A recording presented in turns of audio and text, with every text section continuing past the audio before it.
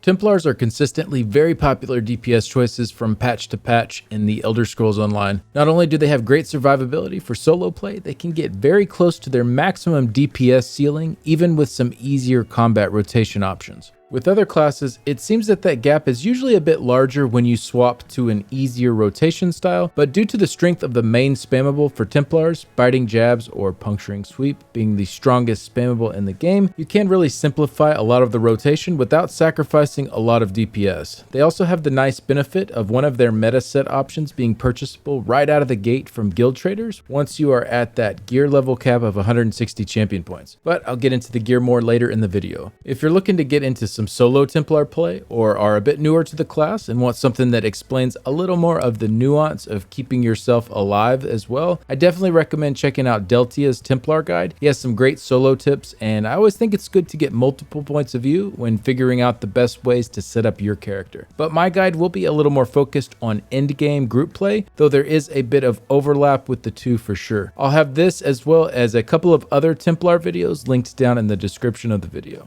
So with the Ascending Tide DLC, I tested a few different setups, though this doesn't even come close to all the great combos that could be put together. And you might notice I didn't do a lot with Bahsei's Mania. Don't get me wrong, it's an amazing option. I just didn't really feel like messing around with the Magicka management that is required when working through a lot of the different configurations. So Relequen was just a bit easier to slap on and not worry when testing different setups out. As you can see, I did still get very good results with Bahsei when I did use it, and there will be a clip of it on the trial dummy towards the end of the video. Overall, it should still be the strongest light armor set for Templars, but again, we'll cover the gear options a little bit more in depth later.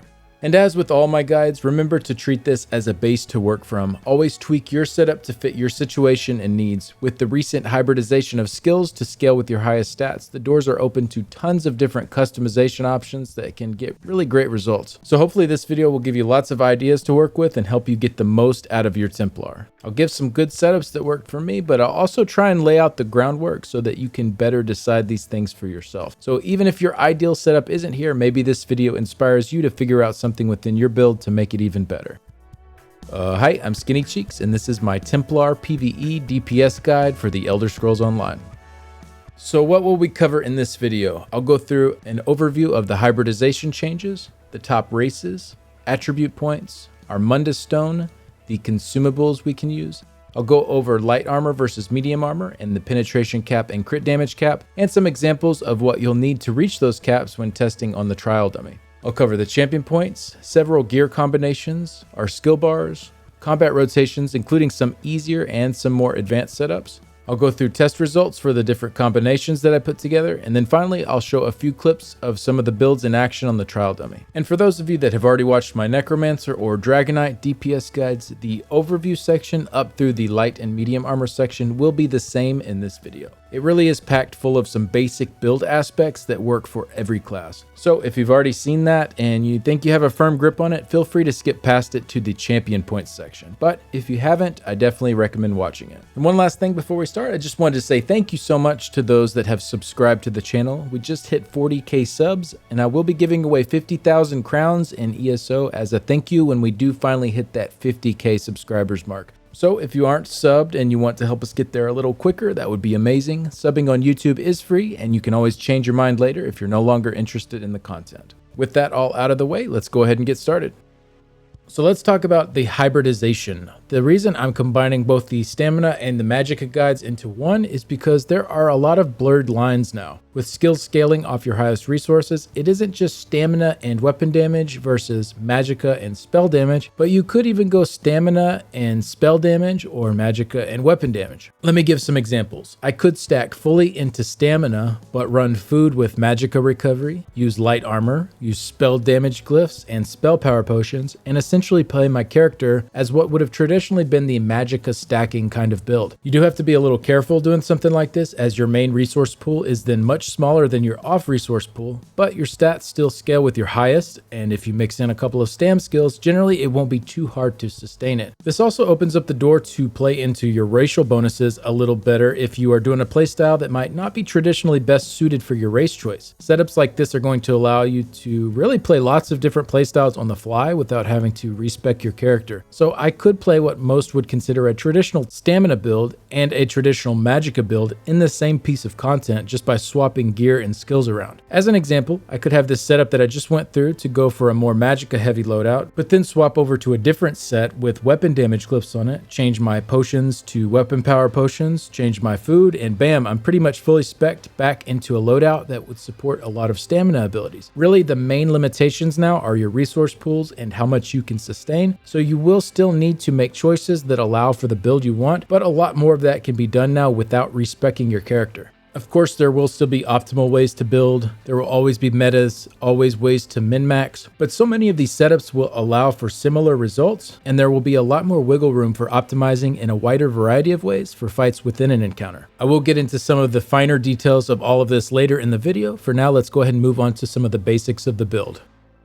The top race options haven't really changed. From a pure damage standpoint, if you're stacking into Magicka, the races with the best passives for damage are High Elf and Dark Elf, followed closely by Khajiit. If you are stacking into stamina, the top option is Dark Elf, followed closely by Orcs and Khajiits. But remember, this is just purely for min-maxing damage. There are lots of good reasons to go with other race options, and in the long run, the difference in the damage is not very big anyways. For example, I could go with an Imperial, and even though the damage might be a little lower than, say, a Dark Elf, I will have a bigger health pool and better sustain. This could also have a ripple effect on other aspects of my build choice as well, which can often shrink the gap of what it would look like the difference would be if you just look at the racial passives alone. And as I was discussing earlier, I could get a little more benefit out of my Imperial going that traditional spellcaster route now than in previous patches, since I could stack into stamina, which my racial passives support, but still build in a way that supports a lot of Magicka abilities. Just some food for thought. At the end of the day, play the race that you want. It really doesn't matter too much unless you are pushing for scores or going for world records.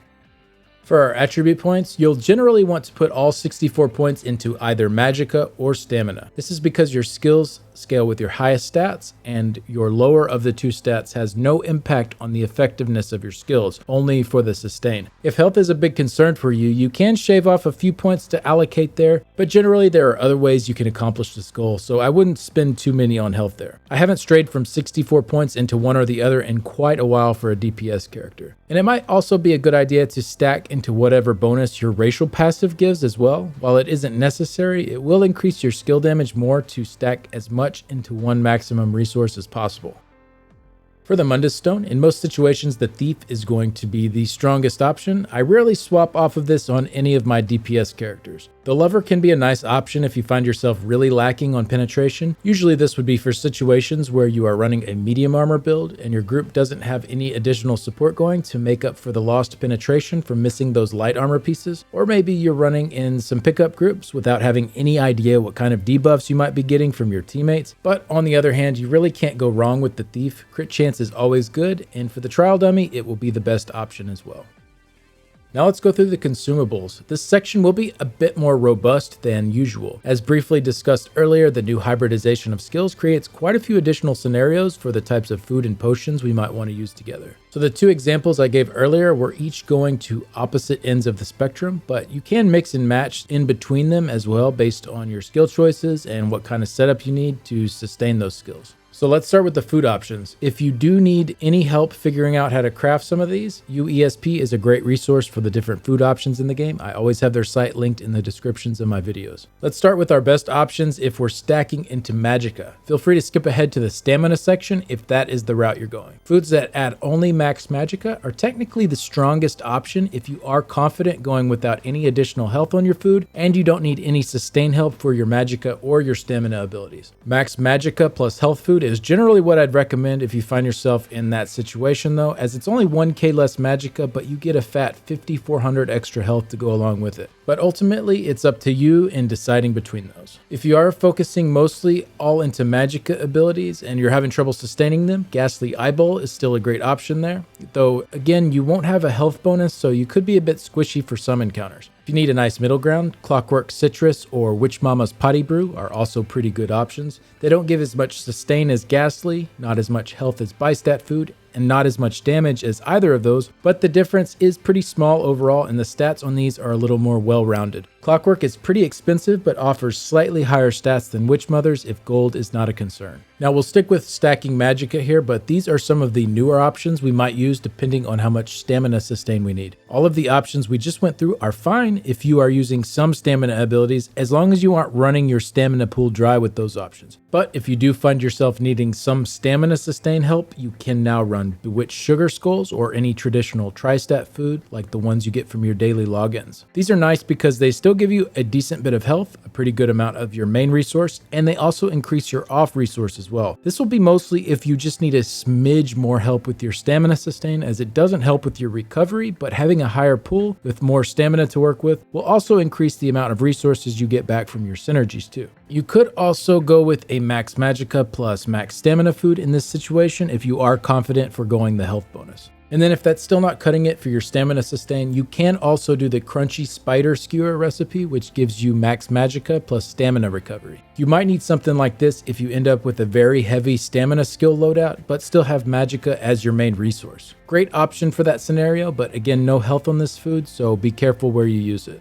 Now we'll go through the best options if you're stacking into stamina. Feel free to skip past this part if you are going the Magicka stacking route. The foods that add only max stamina are technically the strongest if you're confident going without any additional health on your food and you don't need any sustain help for your stamina or your Magicka abilities. Max stamina plus health food is generally what I'd recommend if you find yourself in that situation though, as it's only 1k less stamina, but you get a nice 5400 extra health to go along with it. It's up to you deciding between those. If you are still focusing mostly into stamina abilities and are having trouble sustaining them, Lava Foot is still a great option here, though again you won't have a health bonus on that. If you need a nice middle ground, Artam Takeaway Broth or Dubious are also both decent options. They don't give as much sustain as Lava Foot, not as much health as Bystat Food, and not as much damage as either, but the difference is pretty small overall and the stats on these are a little more well-rounded. Artam can be a little bit expensive but offers slightly higher stats than Dubious if spending extra gold is not a concern for you. Now we're going to stick with stacking stamina, but these are some of the newer options we might use depending on how much Magicka sustain we need. All of the options we just went through are fine, even if you are using some Magicka abilities, as long as you aren't running your Magicka pool dry with these options. But if you do find yourself needing some Magicka sustain help, you can now run Bewitched Sugar Skulls or any traditional tri-stat food like the ones you get from your daily logins. These are nice because they give you a decent amount of each of your resources. This will mostly be if you just need a smidge more help with your Magicka sustain, as it doesn't help with your recovery, but having a higher pool will give you more Magicka to work with and will increase the amount you get back from synergies too. You could also go the max Magicka plus max stamina food route in this situation if you're confident with no health bonus. And if that isn't cutting it for your mag sustain, you can also do the Candied Jester's Coins recipe, which gives you max stamina plus Magicka recovery. You might need something like this if you end up with a very Magicka heavy skill loadout but still have stamina as your main resource. A great option for that scenario, but again, no health on the food, so be mindful where you use it.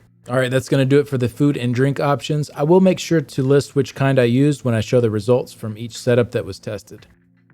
Alright, moving on to potions and some of the other important things surrounding them. Major Brutality and Sorcery, the 20% weapon and spell damage boosts, are now combined together on skills that provide these buffs. The Dragonite skill Igneous Weapons is really nice for this because it provides the buffs to the whole group and lasts for a really long time, so it is easy to keep up for whoever's in charge of it. I'll make sure to also cover the other options for these buffs later in the skills section. Major Savagery and Prophecy, which give a 12% boost to weapon or spell crit chance, are now combined on skills that give this buff, such as Inner Light or Camo Hunter. However, these buffs are not yet combined on potions, so with your typical spell power potions or weapon power potions, you will only get one or the other. This generally doesn't really matter too much since your skills scale with your highest stats anyways, but it does mean that if you want to use spell power potions, you need to make sure that you are stacking spell damage glyphs on your jewelry, and with weapon power potions, you'll need to use weapon damage glyphs. The reason that this is worth pointing out is because there might be certain builds or situations where you are stacking into one stat, let's say max Magicka, but you want to run potions that give you back stamina. Maybe you're stacking pretty heavily into stamina skills for a certain scenario. There aren't potions that give back stamina and also provide spell power buffs. And in the same way, there aren't potions that give the weapon power buffs and give you Magicka back. So essentially, if you find yourself wanting to go this route of using potions that restore your off resource, you either need to be getting your major buffs from skills, or you need to swap your jewelry glyphs to the matching off resource stat. There are potions that give both Magicka and stamina return. These just don't include the major crit and damage buffs. If you are getting those buffs from skills, these are great options to use though. You could use tripots in this situation, including the ones that you get for daily logins, which are identical to the crafted ones. Or another option, if you have the gold to spare, is to run the heroism potions. These can be really nice situationally to squeak out a little bit more damage by getting an extra ultimate off in an encounter. However, the ingredients are very expensive.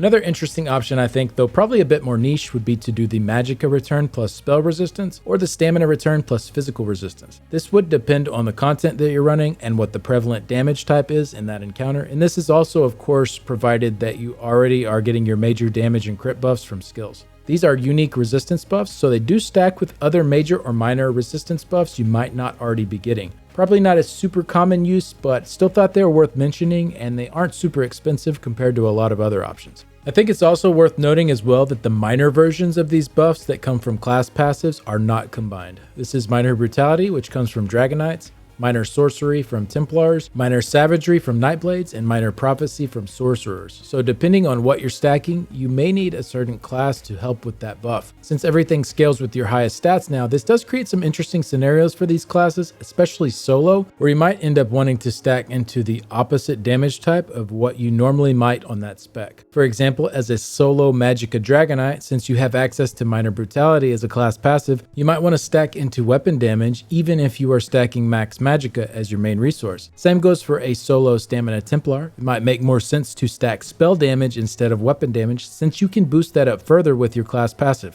So this doesn't really matter too much if you have someone in your group providing these buffs already, but definitely an interesting change for certain solo setups or scenarios where you might be the only one of that class in the group. If you do go this route where you stack the opposite stat of your max resource, you need to make sure you're either getting your major damage buffs from skills or that your sustain is good enough to not need to use potions that complement your main resource.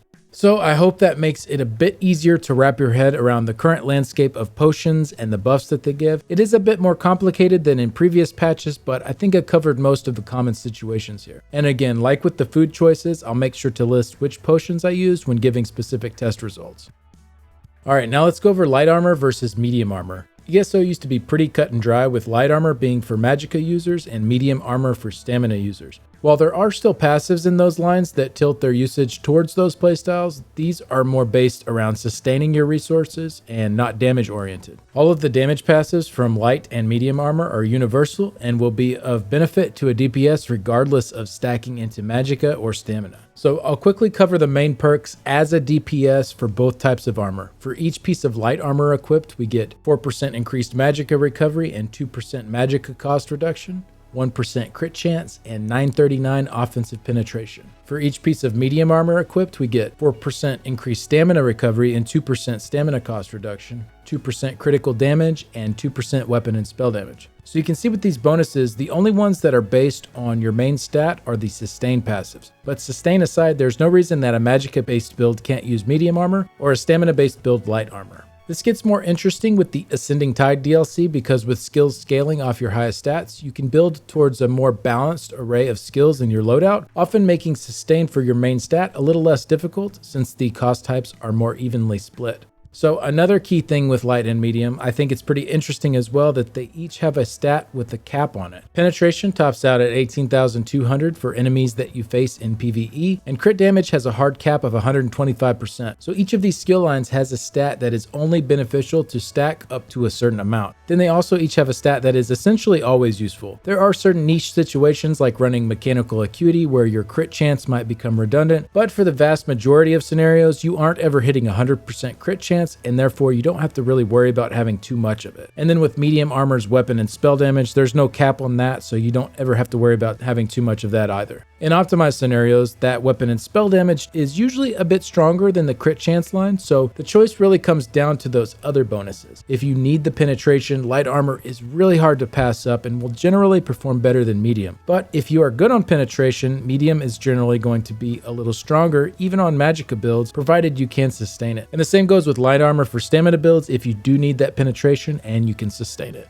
So to sum it up, if you are going mostly all into stamina skills or all into Magicka skills, you'll probably need to stick with your armor weight that corresponds to the sustain for it. But if you're mixing the two up a bit more, you can probably get away with some setups that you might not have been able to in the past. And kind of tying in with the light versus medium armor, for the last part of this section, I wanted to break down those penetration and crit damage caps. I do get a lot of questions over these, so I thought it would be useful to include a guide within this, but if you already have these concepts down pretty well, you can probably just skip past this section. But I thought I'd include some of the more common sources of penetration and crit damage for those that need help building up to those caps. So let's start with penetration. Enemies in dungeons and trials have 18,200 armor, so we need to ideally get to that point through bonuses and debuffs. It is worth noting that overland enemies only have 9,100 armor, so you don't need nearly as much there, and solo arena mobs do vary in resistances, but I'll have a link in the description if you're interested in digging further into that. But generally 18,200 is that mark that you want to hit for group content. So I won't go through every debuff here, but I did want to go through some of the common ones that you'll usually see.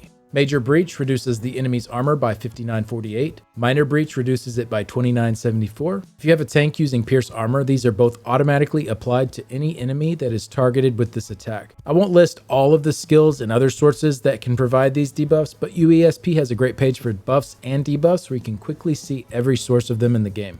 Another popular armor debuff is the Crusher enchantment. This will generally go on an infused two-handed weapon and give another 2108 reduction to the enemy's armor. This is only one target per proc, so something to keep in mind for scenarios with many enemies. There is also a set called Torag's Pact that increases this value further, and it's actually present on the trial dummy, but you don't commonly see this set able to be squeezed into dungeon or trial compositions. So I wanted to make sure I mentioned it though, and I'll go through a list in just a bit of what to build for on a trial dummy after this initial breakdown.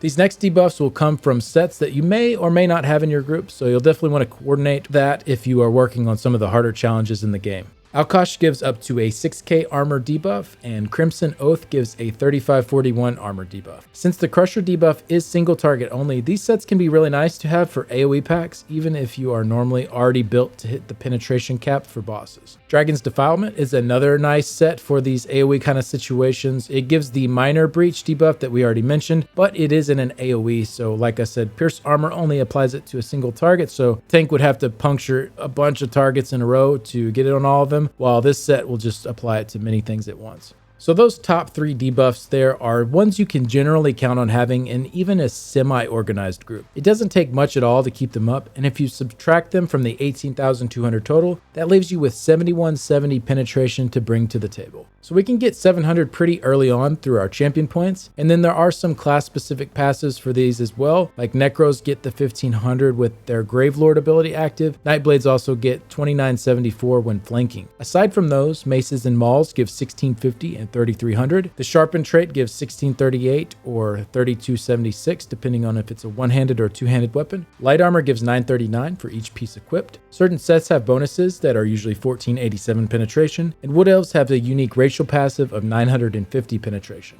So you can see, because we need 7170 penetration, most classes aren't left with a ton of options that don't sacrifice a good bit of stats that we could get elsewhere, like losing crit chance from dropping daggers for maces, or losing some of our weapon trait power from swapping to sharpened. This is a key part of why light armor is so popular right now in most PvE groups. It just makes it really easy to build to that penetration cap. 7 pieces of light armor alone with our champion point passive already gets us more than enough penetration to hit 18,200 when combined with those top 3 debuffs. This is medium armor's biggest weakness, as the stats are technically a little better than light pieces, but there just aren't too many easy ways to get to that pen cap without sacrificing other areas. Some groups will opt to run Alkosh on a damage dealer to offset that penetration, and that can be a good option if you're getting good uptimes on it. However, counting on a 6k armor debuff when you're setting up your own personal stats, if that debuff is falling off a lot, it's going to be a really noticeable DPS loss. So you need to make sure the Alkosh wearer is on their A game keeping it up.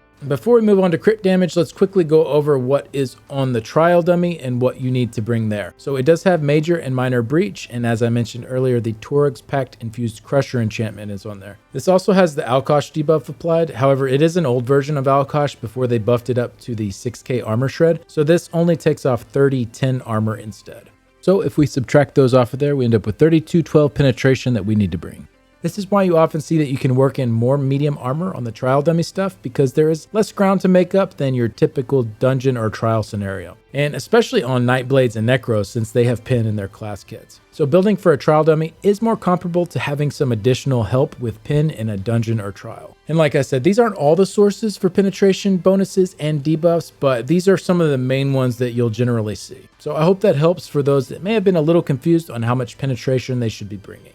Now, let's go through the crit damage cap. This includes both buffs and debuffs on the targets. You can't exceed 125% additional damage when critically striking an enemy. Everyone has a base of 50% crit damage to start with, so even if you don't build a single stat towards crit damage, if you land a crit, you will deal 1.5 times damage compared to a normal hit. For group buffs and debuffs, we have Major Force, Major Brittle, Minor Brittle, and Elemental Catalyst. For buffs that we bring ourselves, we have Fighting Finesse and Backstabber from our champion points, Minor Force, a class passive for Templars, Nightblades, and Wardens, Khajiit's racial passive, and then 2% for each piece of medium armor that we're wearing. A couple of common gear sets we see in PvE that also give crit damage are the Harpooner's Waiting Kilt and Sulksan's Torment. So let's go over the trial dummy. It does have 100% uptime on Major Force and Minor Brittle, so keep those two in mind when you are building towards that 125% cap. After your base of 50% plus those two, you'll need to find a way to bring 45% crit damage to hit that cap.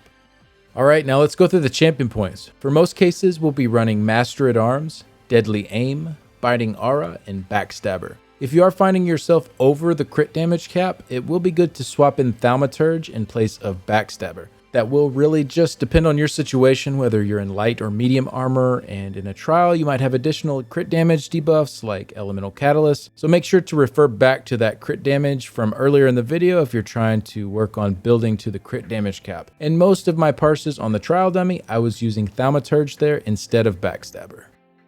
Alright, let's go through the gear. This of course won't cover every possible good setup, though it will have quite a few. I do have a list of all of my favorite sets on my website at skinnycheeks.gg under the Helpful Resources tab. I also recently did a video covering the top 10 easy to get sets in the game that you can grab right out of the gate with no farming, so I'll have that linked in the description as well. If you want to read up more on these sets that I'll be going over and where they come from and all of that, ESOU.com and ESOsets.com are both great websites that I always link in the descriptions of my videos. So the first combo here will be 2 5-piece sets, a 1-piece monster set with a mythic item, and an arena set backbarred. Usually the best 1-piece monster set to use is Slimecraw, as it offers slightly more crit chance than your standard crit bonus. However, a 1-piece with penetration on it, such as Krog or Valken, can also be really good here if you need the pin. For the body set, Bahsei's Mania, Relequen, and Deadly Strike are going to be our strongest options. Bahsei did get a nerf down to 12% instead of 15%, but do remember that starts at a 0% boost and scales all the way up to its max amount. So it's not a 3% loss the whole way through, it's a 3% loss once we are fully depleted of Magicka. But even with that nerf, it's still pretty much the strongest light armor set you can go with. If you are able to go with medium armor, Relequen is a really strong option as well that doesn't require the micromanagement of your resources that Bahsei does, but it is only pure single target damage for the proc. So really strong if your focus is on just one target, but outside of that, probably best to go a different route. Deadly Strike can be a really nice option also, since it buffs both dots and channels. This really buffs a ton of our outgoing damage as a Templar. For our mythic item, we will be doing the Harpooner's Waiting Kilt. This is really nice in a lot of trial encounters where you can keep the stacks up from not taking direct damage. Not a big fan of it in 4-man content, and definitely not for solo content, but it is the strongest offensive mythic when you can maintain the stacks. I'll go through some other mythic options in just a bit as well. For our front bar set, we're going with daggers or an Inferno staff. Daggers are definitely the stronger option, and as a Templar, you should be mostly in melee range anyways to be able to land your jabs. My favorite options for the sets are Deadly Strike, which we already talked about. Obviously not here if you're running it on the body as well, but if you're doing a different body set, it can be a strong front bar option too. Then we have Kinra's Wrath. This gives us Major Berserk, a 10% damage boost, but does require building and maintaining of stacks with light attacks. So let's compare Kinra's to Deadly Strike real quick. Kinra's does seem to have a very slightly higher ceiling. The 2 through 4 piece bonuses are identical on both sets, so really it comes down to that 5 piece bonus. Kinra's gives a flat 10% damage buff, while Deadly Strike gives a 15% damage buff to your dots and channeled abilities. So if you are dealing 66% of your damage from dots and channels, then the 5 piece bonuses would be identical in damage boosts. The main upside to Kinra's is that it is based on stacks built up from your light attacks, so once it's built up, even if you only have it front barred, you maintain that boost while you're on your back bar, as long as you don't spend too long there and let the stacks drop off. So while that is a nice perk to Kinra's, it is also the main drawback as well. Some fights are hard to keep the stacks up on, some fights are super short, and by the time the stacks are built, maybe you're already halfway through, and light attack weaving with Templars can be a little more difficult than other classes as well due to their 1-second channeled spammable ability. So all of that mentioned to say that I actually prefer Deadly Strike over Kinra's, even though Kinra's does technically have the slightly higher ceiling. I'd much rather get nearly the same results and not have to worry about the stacks and spending too much time on my back bar, or if the boss is porting around, trying to alter my rotation a little bit to not lose my Kinra stacks and all that stuff. Deadly is just so easy to set it and forget it and still get great damage out of it. All right, some other great options here for our front bar set are Berserking Warrior, which builds up a ton of crit chance, also with stacks that we have to maintain but with direct melee damage instead of light attacks. Pillar of Nirn, which has a really strong damage proc. Zogvin's Warband, which stacks up both crit chance and gives us minor force for some crit damage. You can also sub in a mace or maces for the daggers here if you find yourself below the pin cap. You'll see I did this with some of my setups using Relequen later. Losing the crit chance from the dagger hurts, but it is in roughly the same ballpark as dropping the slime crawl piece and doing a 1-piece penetration instead. And then for the back bar, we'll do the Maelstrom Greatsword or the Maelstrom Inferno Staff. You can go with other options like the Maelstrom Bow, for example. These are just my 2 favorites at the moment. We'll go all divines on the body pieces. Infused on the jewelry can be really nice on Templars because one of their strong abilities, Purifying Light or Power of the Light, depending on the morph that you have, actually doesn't scale up with Bloodthirsty. Bloodthirsty does not have an effect on this ability. However, if you are running Radiant Oppression or Glory, the Templar Execute ability, I would still go with Bloodthirsty to try to get the most out of this. Really, the difference is small either way, so if you already have a set of one or the other made, I wouldn't worry too much about making a second set of jewelry unless you just have the mats to spare. And then we'll be going Nirn plus Charged if you're using daggers on the front bar, or Precise if using a staff on the front bar. And as usual, Infused for our back bar weapon. The body glyphs will be either all Magicka or all Stamina, depending which stat you're stacking. The jewelry will be all weapon or spell damage glyphs, depending on how you are set up there as well. Those spell damage glyphs are probably preferable if you're running solo or without a Dragonite in the group, as you will be able to provide your own minor sorcery for a 10% buff to your spell damage. And then we'll go with a flame glyph if using a staff on the front bar, or a flame plus a poison glyph if you're using daggers, and a weapon damage glyph on the back bar. For some mythic alternatives to the kilt, for solo you can use the Pale Order Ring instead for some nice healing that is based on your damage dealt, but this does have decreased effectiveness the more group members you add though, so something to keep in mind there. For a bit safer setup for group play, the Death Dealer's Fate Ring is a nice option to replace the kilt. This still adds a little damage since you get max resources, but also boosts your health up a bit. This one tops out at 2640 of each resource. Then another alternate option to use is the Thracian Stranglers. These require killing blows, so generally are too hard to guarantee stacks for in trial content when you are sharing killing blows with lots of other players. However, in solo or 4-man content, you can often get these stacked up pretty quickly, and they offer a very hefty damage boost at 1150 extra weapon and spell damage at max stacks. You do take a penalty to your health and damage shield size for each stack gained as well, so it is a little riskier. So just keep in mind there are some negatives that go along with it. For some alternate set options that work with this type of loadout,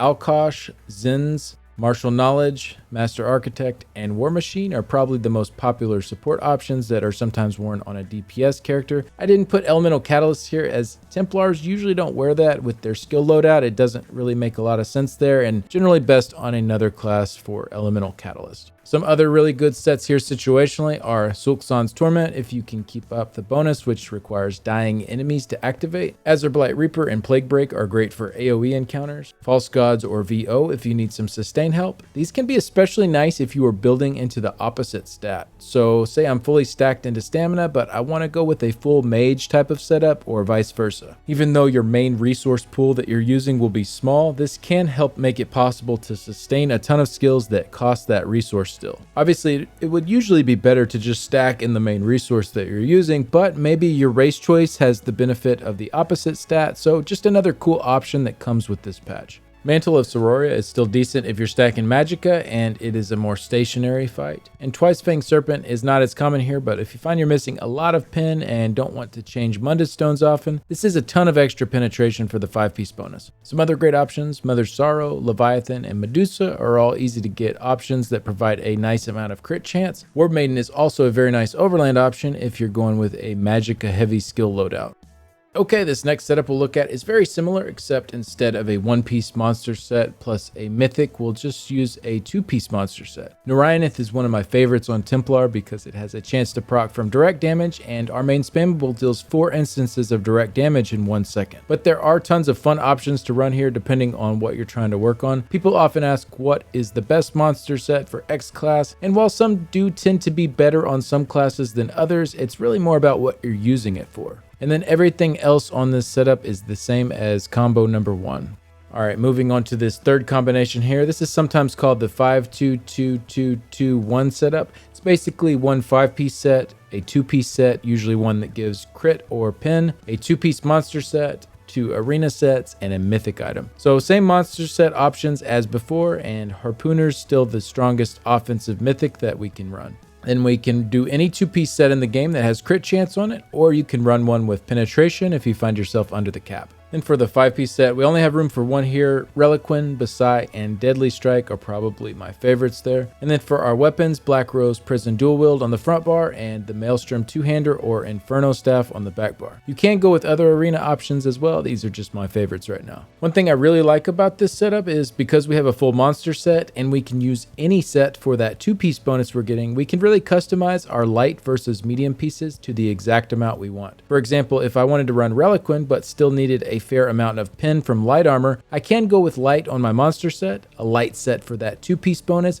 even a 2-piece bonus like Roaring Opportunist that gives pen, and right there I have 4 light pieces and a penetration bonus, which can really help make up a lot of the missing pen if you need it. Or you can go the opposite route if you don't need the pen and stack more medium pieces while still wearing something like Bahsei. It's very versatile and you can really tweak it to get it just where you need for your particular group or playstyle. And another benefit you have if you are using that Blackrose Prison Dual Wield set, you're not only getting major evasion from casting Deadly Cloak, but the Spectral Cloak set is also giving you another 6% damage mitigation as well. So while this setup does have a slightly lower ceiling for damage, it's still really strong and it gives us a lot of extra tankiness, so it's a nice middle ground between the two. And all of the previous sets mentioned could work here as well. One final thing I wanted to note is that if you wanted, you could replace the monster set, the mythic, and the 2-piece with just another 5-piece set. I find this is generally not quite as strong, but something to possibly consider if you want for certain scenarios. I also won't be going through AoE trash setups in this video, but I will be getting those added to my website at a later date, so make sure to check back there. Alright, now we'll move on to the skills section. I won't be going through all of the passives, but I do have the essential ones up on the website if you're a little short on skill points and only want to take the absolutely necessary ones. For our front bar, Inner Light or Camo Hunter in this first slot here. Inner Light is nice if you're stacking Magicka and already have Minor Berserk provided. If you don't have Minor Berserk provided, Camo Hunter is a great option here, even on Magicka setups. And then if you're stacking into Stamina, then you don't have any use really for Inner Light here. Next, we have Barbed Trap, nice single target dot, but the main reason we use it is the 10% crit damage boost that we get from it with Minor Force, as well as the Fighters Guild passives it gives us for being on our bar. Next, we have Power of the Light or Purifying Light. Power of the Light costs stamina and has a secondary effect of providing minor breach, and Purifying Light costs Magicka and has a heal that it leaves on the ground after the effect goes off. Both of these hit like a truck for single target DPS, and they're pretty cheap to cast too, so it's very nice on sustain to keep them up.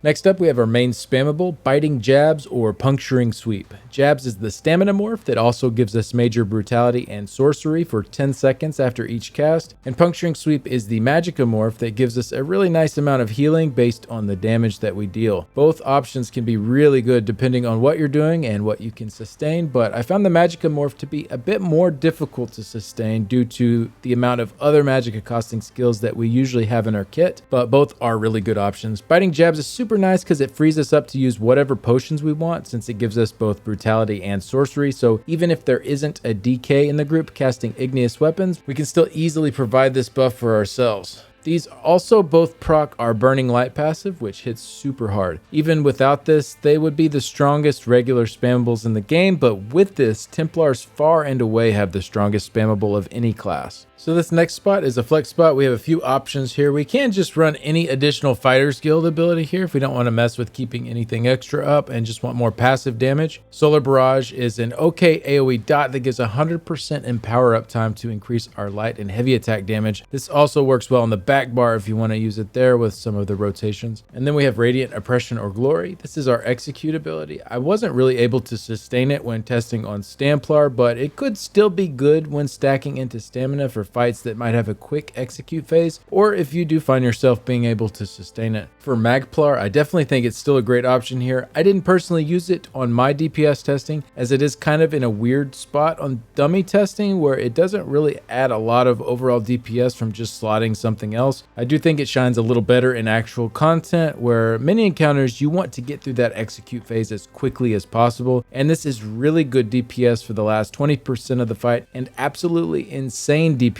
for the last 10%. So in the parses that I did, I won't have it shown at the end, but you can also check out those two videos that I discussed earlier from Charles and Just a Red Sofa. They both used rotations with beam in them and got really great results there. And then we can also run Deadly Cloak here if we're doing dual wield on the front bar. I find this to be the weakest of the 4 options listed here for damage, but it does give us Major Evasion, which is a 20% damage mitigation to AoE abilities, so it can be really nice for survival. And it doesn't do bad damage, it just typically isn't as strong as these other options listed. And then for our ultimate, we have Flawless Dawnbreaker slotted here, simply for the Fighter's Guild passives, but it can be nice to cast in a pinch as well if we won't have time for our main ultimate to build up. You can also do Crescent or Empowering Sweep here. Crescent seems better if you hit 3 or fewer targets, and Empowering if you're hitting 4 or more targets with it. Neither seem to be in too amazing of a spot overall, but they are very cheap to cast and definitely viable if you don't want to run the back bar ult options that I'll go over in a second. So for our back bar, we again have Camo Hunter or Inner Light, same principles here as before. And then we have our weapon line back bar dot, which will vary depending on what weapon type we have slotted. My favorite two right now are Stampede and Unstable Wall. And then next up we have Ritual of Retribution. This is a really massive and strong AoE, but also has a huge cost, so could be hard to sustain. For single target damage, it is still worth it if you can sustain it, but can be dropped if you're struggling there. For AoE damage though, it is really good since it covers so much area. Just keep in mind it doesn't tick on the first second when you cast it, but it does tick for its highest amount on the final tick at 12 seconds, so you really want to avoid recasting it early if possible.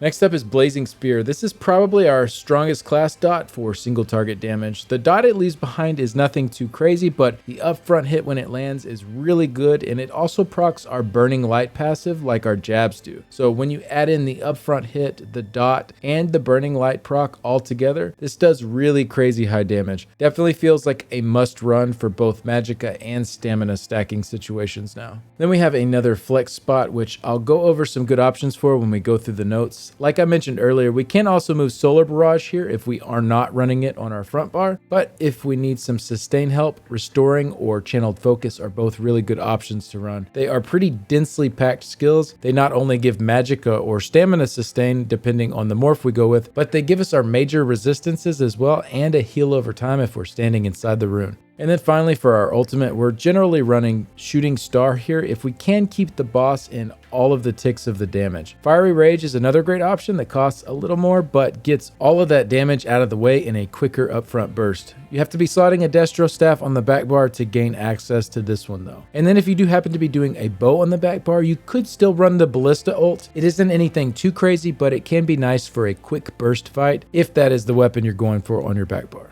All right, let's cover some notes. So picking between Power of the Light and Purifying Light, you want to choose accordingly based on if you're using weapon damage glyphs or spell damage glyphs. These did not get hybridized and only scale on their coordinating stat. And remember, these skills are kind of weird. They don't actually scale with your main resource like other skills do, the Magicka or Stamina. So it doesn't matter if we're building into Magicka or Stamina. It just matters if you have spell damage glyphs, you want to go with Purifying Light. And if you have weapon damage glyphs, you want to go with Power of the Light. Next up we have Carve. This is a really nice dot if we're running a two-handed back bar. It's pretty unique in how it functions in that the timer on it increases from 12 seconds to 22 seconds to 30 seconds if we recast it early before the timer expires. And then as long as we keep recasting it before that 30-second timer runs out, it will keep refreshing at that 30-second length. On paper, just looking at the tooltip, it may not seem like the strongest dot, but for encounters that last a couple of minutes or longer, the extra time that long dot gives you for other abilities is super beneficial and makes it a really strong option. This is especially good on Templars due to how strong our spammable is, and so longer dots mean more spammable casts. A quick note on Solar Barrage, much of the power that it gives comes from the Empower buff that you get, so if you're getting this already from an outside source in your group, the dot itself is not anything special. It isn't bad, but definitely better skills to use if you already have Empower from a teammate. And then a heal or a shield can be placed on your back bar flex spot if you need additional help with surviving encounters.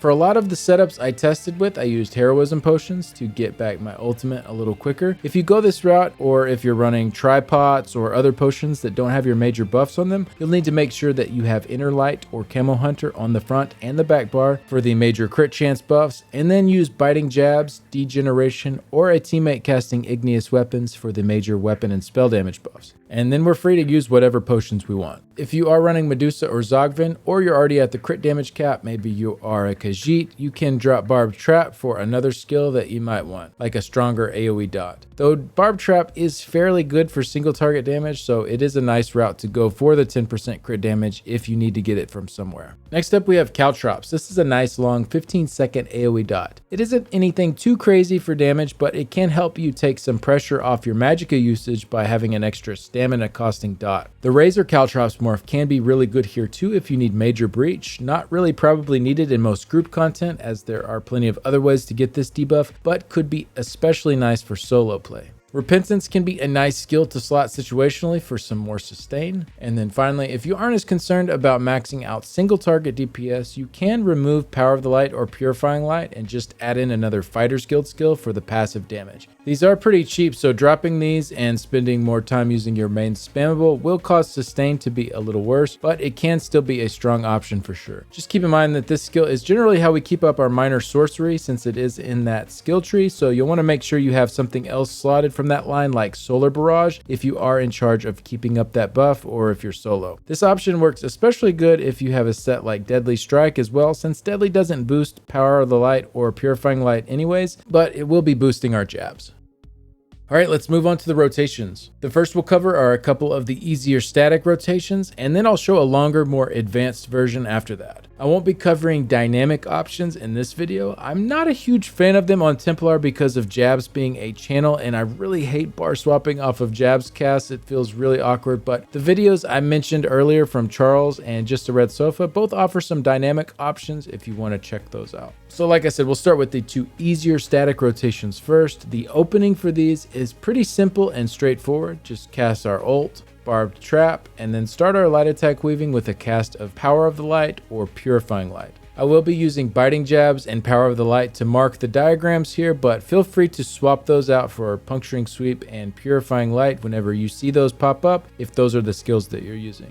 For the 12-second static rotation, this one got me to 124k with a two-handed back bar and 121k with a staff back bar. And I will show all the results for these later on. So after the initial opening, we move into our static rotation here that is repeated throughout. Stampede, Ritual of Retribution, Blazing Spear, bar swap, 2 casts of jabs, power of the light, 5 casts of jabs, and power of the light, and then bar swap back and repeat. We will keep up our barbed trap dynamically, so just replace one of your casts of jabs with barbed trap when you see it's about 1 to 2 seconds from running out. And then you'll also just cast your ultimate whenever it comes up in place of one of your jabs casts as well. If you are wanting to run carve on the back bar, you can definitely do so. You'll just keep it up dynamically as well. Make sure to cast it no later than 28-29 seconds so that that timer doesn't completely run off and reset. I didn't use carve on these rotations, but you can definitely go that route if you want to. And then finally, if you are running a staff on the back bar, the rotation is exactly the same. Just replace that stampede cast with your unstable wall cast instead. So this is probably the easiest version since it's just a 12-second loop that repeats. You do overcast stampede a little since that is a 15-second dot, or undercast unstable wall since that is a 10-second dot. You also undercast your spear by 2 seconds since that is on a 10-second timer as well. But the rotation lines up perfectly with Ritual of Retribution and our Power of the Light casts, and also leaves a lot of time for jabbies. And then if you did decide not to go with Power of the Light or Purifying Light, you can just jab 8 or 9 times on the front bar instead, depending on your speed. Now I'll go through the 20-second static version. This one got me to 121k DPS. So essentially this is 2 very similar 10-second rotations stacked back to back. So the back bar will always be the same with Unstable Wall, Solar Barrage, and Blazing Spear. So those all line up perfectly on the 10-second timers. And then the first time through, we'll do jabs 4 times, Power of the Light, and then jabs twice. And then the second time we go through, we'll do Power of the Light, jabs 5 times, Power of the Light. So we just alternate that second half back and forth. So this keeps up Power of the Light a good amount, but not quite as perfectly as the 12-second rotation. So in that first section where we jab 4 times, we are essentially delaying the pottle cast by 2 seconds so that it keeps lining up perfectly within that 20-second window. So 6 seconds, 6 seconds, 6 seconds is 18 seconds. So with that 2-second delay, it pushes it to 20 total to make it line up. And then as with the other rotation, we'll just replace our jabs with barbed trap or our ultimate as needed. I don't really like this one much for the 2-hander back bar because 10 seconds is a bit too much to overcast stampede. It does line up perfectly with a dual wield back bar though if you are running Deadly Cloak as your back bar dot. And then for this one, if you aren't running Power of the Light or Purifying Light, it becomes a really easy 10-second rotation where you just do your 3 back bar dots and then jab 7 times. For the execute, if you aren't running Radiant Oppression or Glory, then don't worry about this section. You'll just keep doing what you were doing before through the whole thing. But if you are, you'll stop jabbing about 20% health left and start beaming instead. Beam can be a little awkward to get down the timing for because it lasts 1.8 seconds instead of 1 second like jabs. So essentially you will replace 2 skills for every 1 cast of this. But you'll drop all of your other dots except for your back bar dot from your weapon line, your spear, barbed trap, and the beam. And then if you're running carve, you can recast it going into your execute phase. But if it's running out as the health is getting pretty low, don't worry about keeping it up, just keep beaming. If bar swapping off of beam is a little tricky as well, another thing you can do is keep casting your Power of the Light or Purifying Light as kind of that last ability on your front bar to make an easy swap to your back bar. I've seen some people do this. It's not a big DPS loss to keep casting it, but once you get really late into the rotation, you'll want to probably just keep beaming. And that's pretty much it for the 12-second and the 20-second static rotations. So now we'll move into the advanced rotation. The opening is exactly the same, but then we move instead into a 30-second static rotation. This is the one that got me my highest damage overall at 129k DPS. I'm using a little different format here for this one as I think with the longer duration, it makes it a little easier to look at and see what is happening. So let me know what y'all think about this format and how it compares to my usual one. It is pretty close to what a dynamic rotation would be. However, there are a couple of abilities that we slightly alter the timing on, which allows for mostly everything to line up perfectly and to get a nice repeatable loop at that 30-second mark. But I'll get into that more in a second. And like the other charts, if you are using Purifying Light and Puncturing Sweep, just swap those in for the Power of the Light and Biting Jabs casts that are listed here. So we start on our back bar the same way we did with the 12-second static rotation with Stampede, and that is going to be kept up perfectly every 15 seconds with this rotation. Ritual will be paired with Stampede every time as well, which does mean it is undercast a little since it's on a 12-second timer and we're only casting every 15 seconds, but this does allow for other pieces of the rotation to line up better. And then our Blazing Spear cast is going to line up perfectly every 10 seconds, which is really nice since that is one of our best abilities to cast. For Solar Barrage or Deadly Cloak, whichever one you have slotted there, these also line up perfectly every 10 seconds. You can do either one of these. Solar Barrage is generally a little stronger, with Deadly Cloak being a little more defensive, but they are both on 10-second timers, so they both work perfectly in that same spot. Then our Power of the Light is also kept up perfectly every 6 seconds with this rotation. So if you look at what I did really, the number 30 for 30 seconds, I just looked at what timers would go into that perfectly. So 6-second timers divide perfectly into it, 10-second timers do, 15-second timers do. So it's really just Ritual and Trap that don't line up perfectly here. So we'll be casting those every 15 seconds. And like I said, Ritual is a little undercast, and then Trap is kept up 100% uptime, but we do cast it a little bit sooner than it needs to be. So one of the key things I set out to do when putting this rotation together was to make it so that I don't have to bar swap off of those jabs 1-second channels. And so if you notice, every end of our front bar, it is an instant cast ability, which allows for a really smooth bar swap to the back bar. And as with the other rotation, you'll just cast your ult as it comes up in place of one of the jabs casts. Now, I was also keeping up Carve on most of my parses using this rotation, as it is one of the best that you can keep up dynamically. You don't have to run Carve, but it is really strong, especially on Templar, and the long timer makes it not too difficult to keep up either. Generally, just keep an eye on it, and it's fine to cast it a little early if you want to. I wouldn't cast it with more than 10 seconds remaining on the timer, but if it's down at like 8 or 7 and you find a good spot there to recast it, you can go ahead and do it then. So if you do have Carve in the rotation, for that opening, I did Stampede, Ritual, Spear, Solar Barrage, and then Carve. So I swapped that opening just the first time through. And the reason for that is with Kinra's on, you don't want to cast more than 3 abilities in a row on your back bar, or you lose your stacks. Not really a huge deal since you only have 1 stack at that point anyway from your opening light attack with Power of the Light. But if you aren't running a stacking set, say you have Deadly Strike or something, you can do Stampede, Ritual, Spear, Carve all in a row, and then Solar Barrage and Power of the Light as those first 6 casts. Since with Deadly you don't have any stacks to maintain, you can do 4 abilities in a row on your back bar, and it's not a big deal. So I know this may seem like a lot to keep track of at first, and it kind of is. This is a more advanced version, but once you start getting a feel for the rhythm of it, really most of the abilities are just kept up on their timers anyway, so it feels pretty natural to refresh them as they're running out. Trap is kind of the one that feels the most awkward since you have to kind of remember that you're refreshing it early, and then Ritual is pretty easy because it always gets paired with Stampede. But yeah, that's pretty much it. It is a little more advanced than the other two, but really takes advantage of keeping up a lot of abilities exactly on their cooldowns while still allowing for easy bar swapping and lots of time for jabs casts. But I'll have demonstrations of each of the rotation types at the end of the video for you to watch through as well.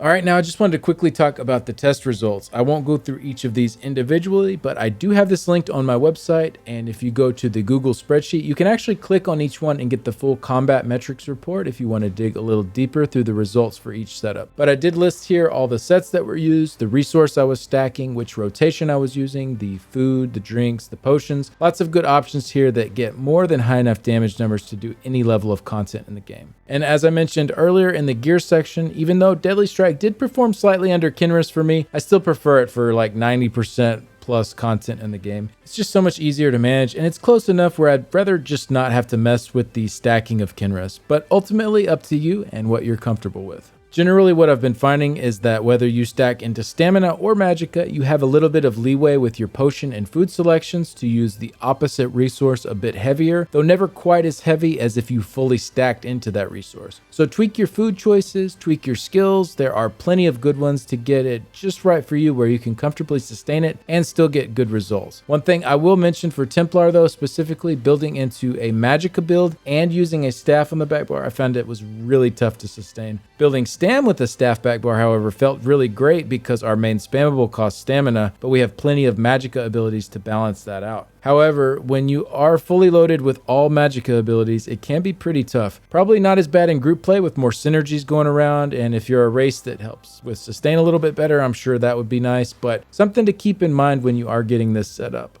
Stamina Templar did feel a little more comfortable for me, especially with the sustain. Everything flowed a bit more naturally, but that doesn't mean you can't still get great results if you want to go the Magicka route. Alright, that's it for this guide. I hope this gives you some good ideas for setting your Templar up. I know a lot of people have been a little down on Templars this patch, but outside of score pushing groups, I really think they still hold their own very well. I want to give a big thanks to my current Patreon supporters and YouTube members. There are ways to help support the channel and keep these guides coming for as little as $3. And a special thanks to Nicholas, Simon, Cougar Bay and the Cougar City Guild, the Order of War Guild, Iffy, Cantankerous Cat, Shady, Relequen816, Mordecai1212, Santanico, and my wonderful wife. I'll close this one out with a few parses on the trial dummy. I'll see y'all in the next one. Bye.